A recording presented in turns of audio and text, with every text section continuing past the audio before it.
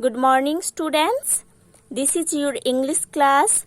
Today in this class, we are going to start chapter 8 in your English literature book. So, students, let's open page number 41 in your English literature book. Now, see on the top of the page, there is chapter 8. Chapter 8 is about the topic at school. In chapter 8, the topic is here at school. So students, now start read. What do you like best about your school? आपके school में ऐसा क्या है जो आपको बहुत पसंद है? Tell your classmates about it. इसके बारे में आपको आपके क्लासमेट्स के साथ डिस्कस करना है. I must have been about 7 when my father left Porbandar for Rajkot to become a member of the Rajasthani court.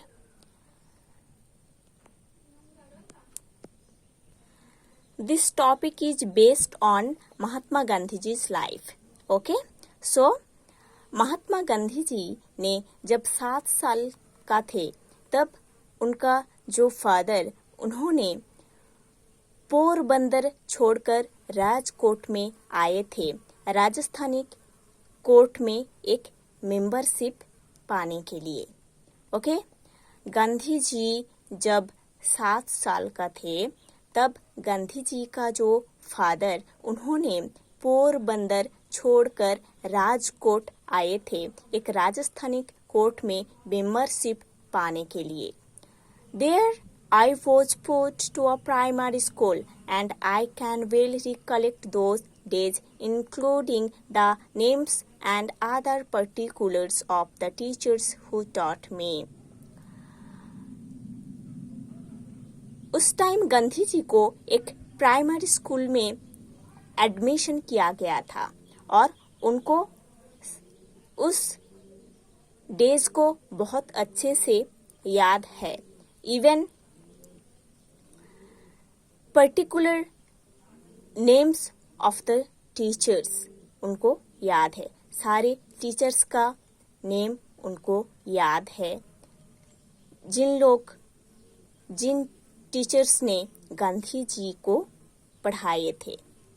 As at Porbandar, so here, there is hardly anything to note about my studies. I could only have been a mediocre student.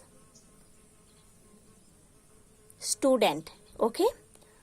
Gandhi ji एक mediocre student थे, है ना? ज़्यादा intelligent नहीं थे, ज़्यादा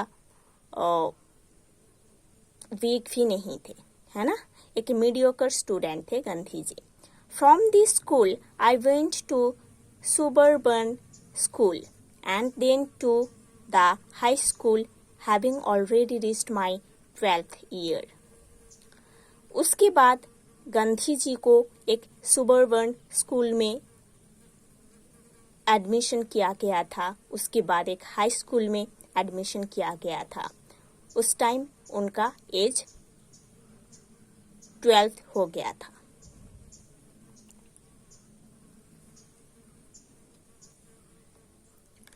I do not remember having ever told a lie during this short period, either to my teachers or to my schoolmates.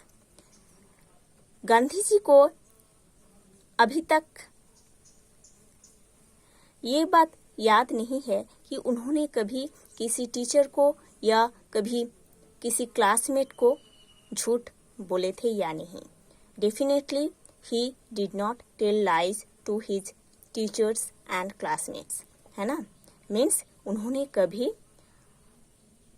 उनका जो टीचर्स थे, क्लासमेट्स थे, किसी को कभी झूठ नहीं बोलते थे. I used to be very shy and avoided all company.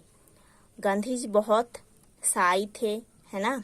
बहुत साई नेचर का थे और हमेशा कंपनी मीन्स जो फ्रेंड्स लोगों का ग्रुप होता है उसको हमेशा अवॉइड करते थे, अकेले रहते थे. My books and my lessons were my sole companions. Gandhi ji का जो सोल कंपेनियन है वो है उनका बुक्स एंड उनका लेसन्स, है ना। वो किसी पर्सन के साथ ज़्यादा फ्रेंडशिप नहीं बनाते थे।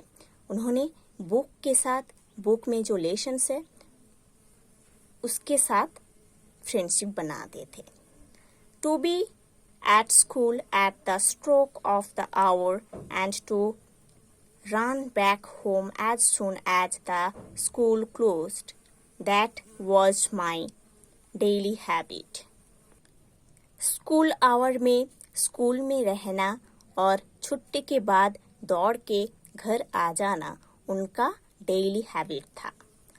I literally ran back because I could not bear to talk to anybody.